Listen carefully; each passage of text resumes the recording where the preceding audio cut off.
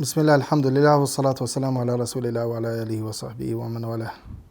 Hadithi fundit që ka përmend Nevawi rahimahullah në kaptinën e sinqeritetit është hadithi i gjatë, të cilin e transmeton Imam Buhariu dhe Imam Muslimi në sahihat e tyre, në të cilin hadith pejgamberi sallallahu alaihi wasallam ka treguar për tre persona të cilët i kishte në zonë nata në një shpellë. Hadithi është i njohur, por e ka përmend Nevawi në kaptinën e sinqeritetit për me tregu se veprat e tyre që i kanë bërë vetëm për hir të Allahut azza wa jall kanë qenë sebeb që Allah azza wa jall më ndihmua edhe me dal prej kësaj vështirësie të madhe që ka plu. Do thonë, qëllimi është se njeriu i cili bën vepra vetëm hir të Allahut azza wa jall, nuk është vetëm një vepër ndoshta që e vepron. Sepse këta kanë qenë tre dhe me secilin prej tyre është largu një pjesë e shkambit. Domethënë jo vetëm me njërin prej tyre, po me të tretë. Se do të thotë se njeriu nganjëherë mund të mëndon një veprë me u lehtësu atina punë, me u largu atina vështirësitë, mirë po nganjëherë ka nevojë më shumë se sa një vepër. Këta pra të tretë që i kanë bërë këto vepra, të tretë veprat e tyre që kanë bërë vetëm për hir të Allahut azza wa jall, të gjitha këto kanë qenë sebeb për me u largu Allahu azza wa jall këtë vështirësi. Hadithi është, po e citoj në gjuhën arabe sepse është hadith i gjatë, thotë në shqip, domethënë tre persona nga popujt para jush. Ajo karakteristika e tregimeve të pejgamberit sallallahu alaihi wasallam që na ka sharu ose na ka treguar nga popujt e mëhershëm. Po edhe Kurani ashtu, domethënë shpeshherë karakteristikat e tregimeve kuranore dhe tregimeve të pejgamberit sallallahu alaihi wasallam është se në to nuk ka edhe detaje aq të shumta për njerëz, se këta nuk dihet kush kanë qenë, në cilën periudhë kanë jetuar, çfarë emra kanë pas. Po qëllimi është që me marr mësim prej këtij hadithit të pejgamberit sallallahu alaihi wasallam ose prej këtyre tregimeve. Pra nuk kanë rëndësi ato detajet. Edhe në Ashabul Kahf, në banorët e shpellës, shumë prej detajeve nuk janë cek. Jo janë cek ato detaje që kanë vlerë edhe që Allah azza wa jall me tyne ka dashur të treguar, domethënë shumë gjëra njerëzve. Mirë, po detajet që nuk janë të rëndësishme nuk tregohen as në Kur'an as në Sunet pejgamberit sallallahu alaihi wasallam. Pra tre persona nga popujt para jush, se do të thotë ta persona kanë qenë në prej atyne ose Beni Israilve ose të mëhershëm. Pra nuk dihet kush janë, as në cilën periudhë kanë jetu, në cilën vend kanë jetu, as me emra nuk dihet, në kohën e cilit pejgamber nuk dihet. Mirë po këta ka rastis që ata të jenë në një udhëtim, për shkak të rrezikut ose për shkak të diçkaje, dhe jo nis për një udhëtim derisa kanë zonë, domethënë ajo domosdoshmëria atyre që kanë pas ata me flajt në një shpellë. Domethënë gjithsesi e kanë pasur për me flajt në një shpellë për arsye se i kanë zonë nata. Jo pse kanë dashur ata me flajt në shpellë, po ashtu ka qellu. Domethënë që me ustrehu në atë shpellë. Mirë, po papritmas u rrokollis një gur i madh dhe jo ka mbyll hyrjen e shpellës. Gur i madh edhe e ka mbyll hyrjen e shpellës. Mirë, po ata çka ka thonë janë tjetrit? Këto e shohim, domethënë se kanë qenë besimtar në Allahun azza wa jall. Kanë shpresuar mëshirën e Allahut azza wa jall. Edhe kanë lutur Allahun azza wa jall, as nuk kanë bë panik, as nuk kanë dëshpëruar, edhe e kanë marrë, domethënë çështjen shumë thjesht që domethënë vetëm diçka prej veprave të tyre që kanë bërë vetëm për hir të Allahut azza wa jall, e vetmja metodë për me shpëtu është kjo. Për ndryshme vdekja ka qenë pak shmashme. Ata kanë kuptuar që s'ka mundësi na me dopi këtij vendit. Mirë po, nuk kanë pasur as panik, as nuk kanë dëshpëruar, as nuk e ka kap diçka ndonjë depresion, çka më bëu tash. E kanë ditë që s'ka rrugëzgjidhje tjetër, rrugdalje tjetër përveç se nëpërmjet veprave të tyre që kanë bërë. Edhe në shpresën e madhe, mendimin e mirë për Allahun azza wa jall. Mendimin e mirë që kanë pasur për Allahun azza wa jall. Pra muslimanin kur vjen vështirësia, çfarëdo vështirësie e madhe që i duket, ai nuk shkakton panik, as nuk dëshpërohet, po mundohet me bëu zgjidhjen e tij dhe lidhet me Allahun azza wa jall. Dhe këta kanë bërë këto lutje, që përmend këto vepra, edhe nëpërmjet këtyre veprave që kanë bërë vetëm për hir të Allahut Azza wa Jall, e kanë bërë, domethënë kanë bërë lutje, kanë lutur Allahun Azza wa Jall nëpërmjet këtyre veprave, që do të thotë se veprat e mira janë shkak i daljes prej vështirësive. Por veprat e mira jo vetëm vepra të mira, mirë po veprat e mira që njeriu i vepron me sinqeritet. Vepra të fshehta. Për këtë arsye gjejmë pjesë selefëve për shembull se Zubair ibn Awami edhe shumë prej dietarëve të tjerë prej tabeinëve kanë thënë njeriu duhet me pas veprat e tina të mshefta që nuk e din as familja e tij, as gruaja e tij. E vepron jap ndonjë sadaka, ose ndihmon dikujt, ose diçka, vepron mirë pas vepra e msheft. Vepra e msheft vetëm ndërmjet tij dhe ndërmjet Allahut Azza wa Jall.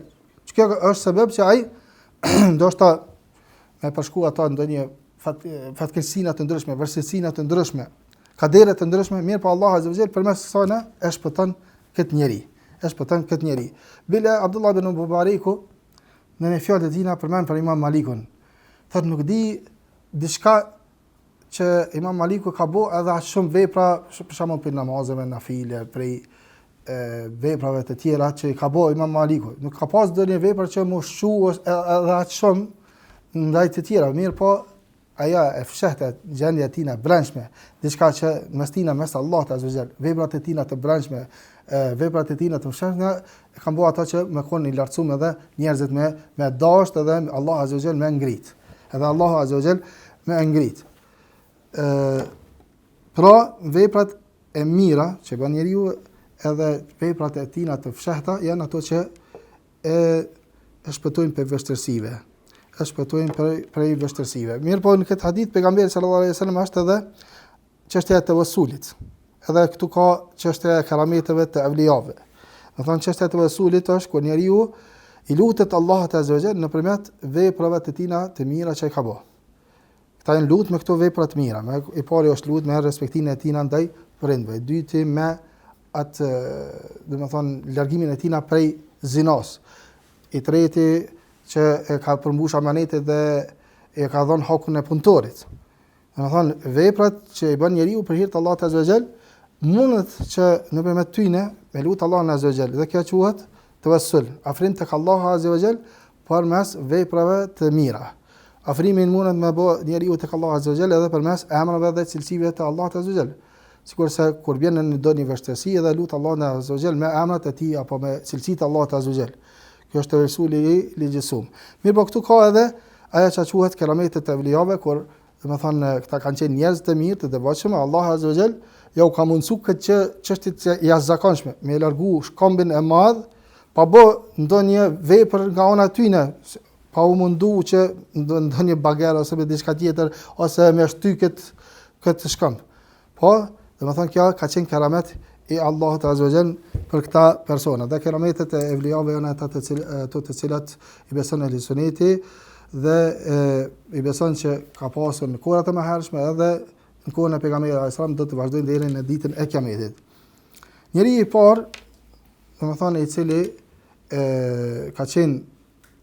cili ka bërë vepër mirë dhe nëpërmjet saj e ka lutur Allahun Azza wa Jall, ka qenë ai i cili ka pas në nivel të lartë respektimin e tij ndaj prindve. Saqë ka thonë, ka tregu për vetveten e tij se nuk e ka jap përparësi as gruas, as fëmijëve të tij para prindve në ushqim. E këtu ka përmend, domethënë se në qumshtin e ka pas një kopepej, domethënë deleve dhe çdo herë që i ka miel ato dele, së pari ka e dhon prindërve, pastaj i ka dhon fëmijëve.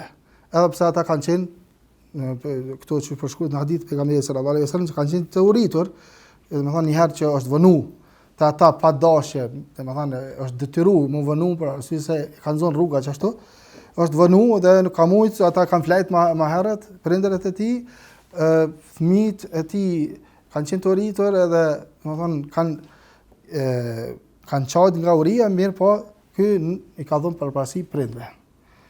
Për dallim për njerëzve të sadëm për shembull, të cilët shpesh herë thonë ose i japin përparësi gruas edhe fëmijëve. në çështje të ndryshme, në çështje më të thjeshta. Prindët janë në rendin e dytë. Prindërit e tina janë në rendin e dytë. Domethënë gjithmonë dëshiron më plotësu dëshirat gruas së familjes dhe nëse i thuat atina për shembull se hajde më shku dikon, nëse i thot gruaja atina dërgom dikon, është në gjendje më një herë më plotësu dëshirën asaj. Nëse e thot baba ose nona, atëherë sigurisht se me vonesë dhe sigurisht me përtesë po don me u përgjigj atyne dëshirave ose me plotësu dëshirat e tyne. Do thonë ky ka tregu këtë vepër të tina të mirë që ka qenë, domethënë, respektimi i prindërve. Edhe thot e ka pas zakon që çdo mbrëmje kur ti mjel delet, atëherë së pari më jep me pi prindërve të tij, pastaj edhe fëmijëve dhe gruas së tij. Mirë, po një herë e ka rastis që me shkuën në një vend edhe më vonu dhe prindërit e tij na kanë fjet dhe pastaj kur ka ardhur dhe ka gjetë ata duke vjetur, ka qëndruar ashtu. Domethënë deri në sabah me anë në dorë dhe pastaj nuk e kanë zgjuar fëmijët e tina dhe kanë kërkuar qomsh për arsye se kanë qenë të uritur, bile kanë çajt, nuk e ka jap aty në përparësi, po i ka prit prindërit e tina. Dhe pastaj thotë nëse kanë vepruar këtë për me synu kënaqësinë tënde, atëherë na shpëton nga kjo vështirësi. Edhe kjo është një prej veprave të mëdha që njeriu përmes sajna, domethënë shpëton Allah azza wa jalla nga vështirësitë. Domethënë respektimi ndaj prindërve, sidomos nëse bën për hir të Allahut azza wa jalla. Dhe kjo vetë fakti që është një vepër e madhe, bila është obligim me respektu prindërit e tina, mirë, po nganjëherë njerëzit i mendojnë vetëm atë anën e dunjas, thotë a mundet çka mundën më shpëtu mua kur godet donja keq, kur godet për shembull donja diçka. Çfarë do të qoftë ai? Atëherë kërkon diçka, atëherë kur i thuat atina për shembull se respektimi ndaj prindëve të largon pe kësaj në vështirësi ose çfarë do vështirësie që e posëndon ti, atëherë më shumë motivohet me respektu se sa më thon ka urdhëruar Allah azza wa jalla, ka hadithet pejgamberit alayhis salam kështu me radhë, domethënë kur ja përmend atina shpërblimin e madh dhe se është obligim. Po njerëzit shpesh herë vetëm e shikojnë atë anën që kur goditin nga ndonjë vështirësi, atëherë çysh më shpëtu mas lehti, kur ti përmendet kjo, atëherë mundën më motivu më shumë. Veprimi i dytë ose njeriu i dytë, i cili ka lutur Allahun azza wa jalla me veprën e tij të mirë që ka bëu vetëm për hir të Allahut azza wa jalla, është njeriu i cili e ka mposhtë epshin e tij. E ka mposhtë epshin e tij dhe ky e tregon thotë, unë kam pas një vajzë të hoxhës, që cilën e kam dashur sikurse domethënë burrat që i dojnë gratë, domethënë e ka dashur atë dhe ka dashur me bëu zina me ta, po ajo ka refuzuar. Domethënë ajo ka qenë ndershme, e ka edhe ka refuzuar. Pastaj erdhi një vit i vështirë dhe i cili godit ato, edhe pastaj më erdhi tek unë thotë më kërku para, se ai ka qenë i pasur, ajo ka qenë e varfër, por këtu shejtani edhe epshi përsëri u aktivizu, edhe i ka thonë janë nuk pranoj më t'jap ty para, përveç nëse ti ma mundson me bëj zinë me ty, atëherë ajo domethënë është detyruar.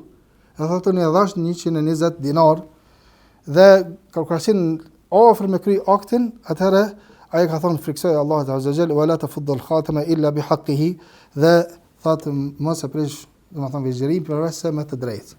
Dhe pastaj u largu. Për shkak këtu domethënë devotshmëria dhe frika ndaj Allahut azza wa jalla kanë bizotruar mbi epshin edhe dëshirën.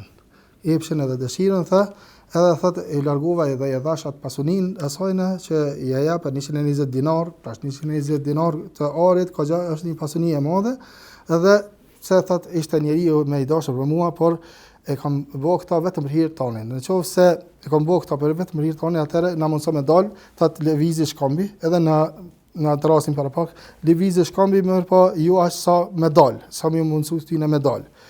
Edhe ky është shembull që hadithi pejgamberit sallallahu alaihi wasallam për njerëzit, për djalin të ri, për vajzat e reja, të cilët kanë sprova të shumta në kohët e sotit, sidomos në stinën e verës. Dhe kur nuk ka qenë më e lehtë se sa me bëu zinë, mirë, po imani i madh, imani dhe frika ndaj Allahut azza wa jall që bën njeriu, djalin e ri apo vajzën e re mos me bëu zinë, është ai i cili për më tregon për se çfarë imani të madh ka në zemrën e tina. Dhe imani edhe frika ndaj Allahut azza wa jall, edhe sinqeriteti është i cili e shpëton njeriu nga kurthat e shejtanit, nga sytet e shejtanit, edhe nga vezveset, po edhe nga këto epshet.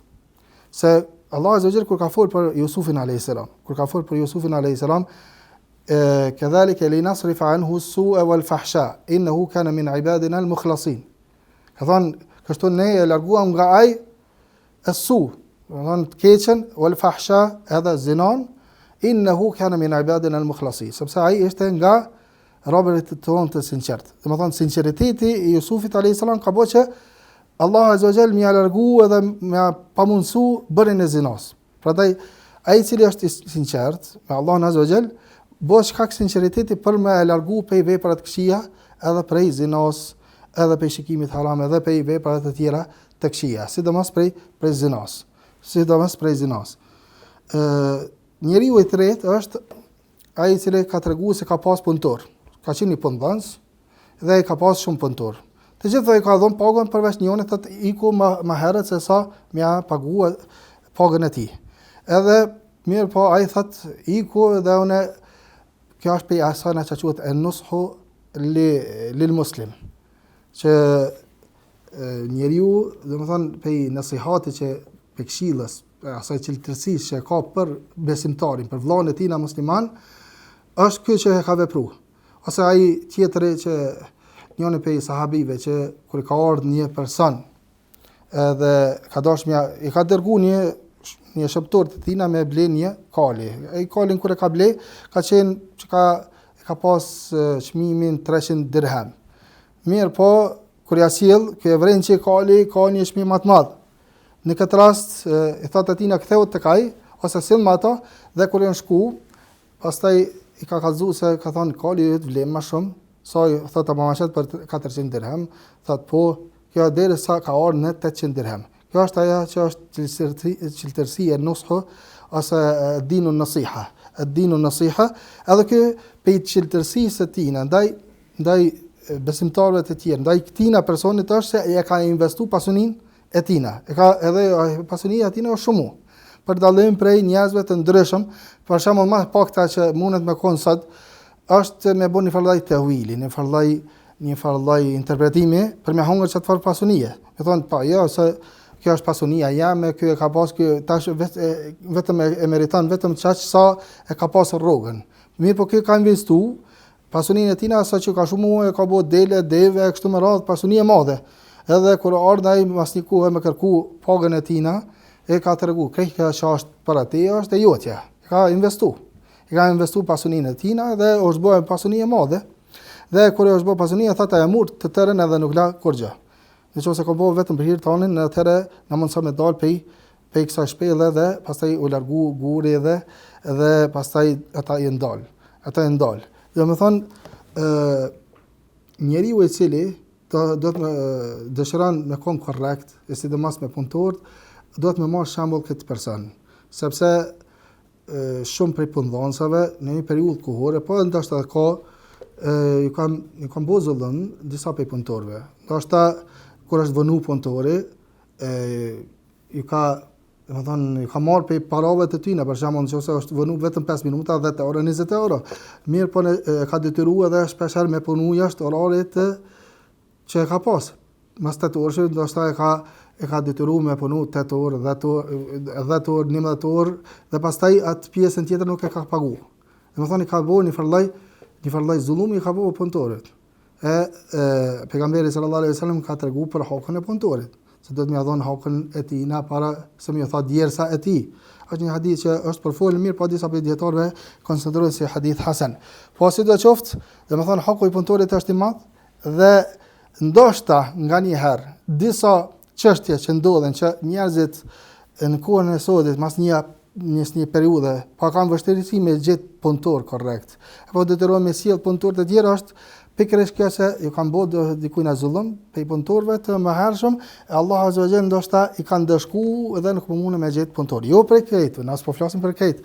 Mirë po një pjesë e njerëzve, po edhe në anën tjetër edhe punëtorët kanë kanë obligimin ndaj punëdhënësit, se edhe në anën tjetër gjejmë disa prej punëtorëve për shembull se cilët thonë se Allah po bën zullum. Pse po bën zullum për shembull? Ai u mor vesh që me punëdhënësin për një shumë caktuar. 500 euro, 600 euro, thotë s'po më jep më shumë. Po ti e ke pranuar kushtin, tash kur e ke pranuar kushtin, atëherë detyrohesh ashtu. Me përmbush kushtin, përdryshe mos he. Edhe pastaj detyrohet dikush vjedh, dikush bën dallavere, edhe e rran e gënjen e kështu me radhë. Domethënë nga dy palët. Mirë po, ky do të më kon me shërbim për, domethënë, çu do të më kon një biznesmen, një musliman i cili dëshiron tamam me kon musliman i vërtet i mirëfillt edhe i cili ka frikën e Allahut azza wa jall. Se njerëzit në kohën e sodit dëshirojnë me kon musliman vetëm në xhami. Edhe thonë na po alhamdulillah kur jena në xhami japin kushton me mendje shumë gjërave të tjera. Kur janë në çështjet e biznesit, atëherë është krejt njëri tjetër. Domethënë është krejt njëri tjetër. Sigurisht se me kon ai indikon pe liberalizmit. Domethënë që fejnë me pas xhami, ndërsa në transaksione e kënera me pas diçka tjetër. Domethënë nuk është njëri i cili ka parimet në të gjitha porët e aspektet e jetës. Ka shumë biznesmenve që kur vjen puna te bizneset, atëherë vetëm dëshirojnë me gjetë ndonjë fetva e cila është lehtë, e cila ju lehtëson shumë pe gjërave të kamatës, edhe nuk e kanë parasysh domethënë frikën ndaj Allahut azza wa jall. Për këtë arsye, ai i cili ka punëtor, është punëdhënës, do të me pas frikën e Allahut azza wa jall që më i dhon hakun e tyre, dhe se më dhon hakun edhe me përmbush amanetet që e ka ai, është njëra prej veprave më të mira që Allah azza wa jall e ka mundsuar këtyne me dal pe kësaj vështirësie për shkak të kësaj vepre që ka bë ky person për hir të Allahut azza wa jall. Për hir të Allahut azza wa jall. Dhe për fund, domethënë për me përmbyll është se ata që ka përmendur më herët, do t'i përmendë disa çështje sa i përket sinqeritetit. Pe këtyne gjërave është se njeriu do të më u mundu me pas vepra të tina të mshefta. Thot njëri prej dietarëve, thotë ose të citoj fjalën e Ibn Xhauzit, po para saj na ta cekon një fjalë të Dhahabiut. Thot sa njeri, thot ju ngrit edhe ka thënë të vërtetën para tjetër kujna. Se nganjëherë njerëzit i nxitin tjetër që s'po dalin dietarë, ose s'po dalin njerëzit e mirë me thonë të vërtetën para pushtetarit edhe sa para dikujt tjetër. Thot sa njeri thot është ngrit edhe ka thënë të vërtetën, ka urdhëruar për të mirë, e si pasojë e qëllimit të keq dhe lakmis për prijatari fetare, Allah azza wa jall ka bërë që të ngritet dikush kundër tyre aty dëmton ata. Domethënë është ngrit një njeri, pse ka pas qëllimin e mirë, por ka dashur me kallëzu tjerëve që un jam trimi ose unë ja thon matina tjetrit kështu ja thon të vërtetën. Po për shkak se na njetet të keq, Allah azza wa jall ja çon këtë disa njerëz që adoptojnë shtinë për burgje ose diçka tjetër. Për shkak kujna, për shkak të njetit të keq. Kjo thotë është një smundje e fshehtë dhe sekrete në shpirtat e njerëzve të fesë edhe të dietarëve. Fjala e Ibn Xhauzit, po me rëndësi Ibn Xhauzi thotë në një fjalë, ashtu me parafrazu, thotë kam vështruar shumë njerëz të cilët më thonë veprojnë vepra të mira. Edhe falin namaze, dhënë zakate, kur të sheh edhe bojnë nafile të ndryshme. Mirë po, nuk janë që kanë ndonjë prani të madhe tek njerëzit e tjerë. Nuk është që njerëzit e tjerë i dojnë aq shumë. Ndërsa thotë gjën njerëz të tjerë, të cilët kur të këshysh nuk ka në atë aspektin e jashtëm, nuk kanë që kanë vepra tjera të mëdha. Ka mundësi veshën me veshje luksoze dhe staçëmallin ty që është ibadetxhi çaq i madh. Mirë po njerëzit i dojnë ata. Kjo thotë është për shkak të asaj që kanë në zemrën ata, për shkak të sinqeritetit të tij, për shkak të sinqeritetit të tyre. Edhe disa prej dietarëve të tjerë thonë në një fjalë të tyre kështu, thonë se ka njerëz të cilët bojnë vepra mira kështu me radhë, ti vaki kur të krahasosh veten tonë në raport me ta, i nënshmon veprat e tua, çaq shumë kanë pej adhurimeve të mëdha, pej adhurimeve sa i përket namazit, e dhikrit, e leximit të Kuranit e kështu me radhë. Mirë po kur vjen sprova, ata dështojnë sprovë. Domethënë edhe ka mundësi që e braktisin Islamin, edhe ka mundësi që dobësohen aq shumë. Thotë pse kjo ndodh? Për arsye se këta njerëz nuk kanë pas vepra të tyre të mëshefta mes tyre mes Allahut azza wa jall. Përderisa ai tjetri ndoshta më pak që është fetar, ose në atë aspektin e jashtëm është fetar, po ju edhe aq shumë sa ai tjetri, thotë është më qëndrueshëm. Pse ka ardhur? se ai ka pasur vepra të mshefta në mes tina dhe mes Allahut azza wa jall dhe ka bëu këto vepra të mshefta që ka bëu në mes tina mes Allahut azza wa jall i kanë qenë sebeb që ai më u përforcua dhe më përballu ato vështirësi që e kanë godit ata.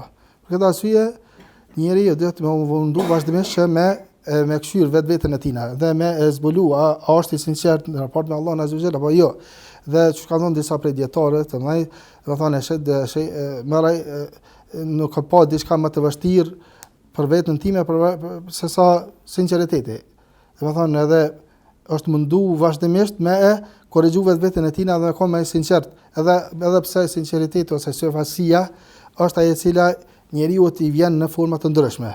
Po fillimisht do të me bëni secili për njerëzve atë tuhme, do thonë me akuzu veten e tina, edhe me shiku mirë veten e tina se ose sinqert, sikur se ka thënë Sufjan al-Thauri në një fjalë të tina se shejtani thotë i vjen vërdall njeriu. Edhe kur të bën një vepër i vjen vërdall për me shfaqje në publik. Derisa kur të shfaqet në publik, atëherë kjo prej asona të fshahtës ka dalë edhe u bë vepër e publike. Pastaj mundohet me syt derisa edhe me u lavdru me atë vepër derisa edhe humb shpërblimin asaj në veprës. Allahu azza wa jalla na ruaj dhe na mëson me qenë të sinqert se edhe një prej atyre gjërave të cilat na ndihmojnë me qenë sinqert është edhe duaja Allahut azza wa jalla. Duaja Allahut azza wa jalla që njeriu e bën duaja Allahut azza wa jalla që me mundsu me qenë sinqert dhe me largu nga ai hipokrizinë edhe syfasin. Ka shumë më fol për sinqeritetin, mirë po kaq po mjaftohemi. Wa sallallahu wa sallam ala nabiyina Muhammad wa ala alihi wa sahbihi ajma'in.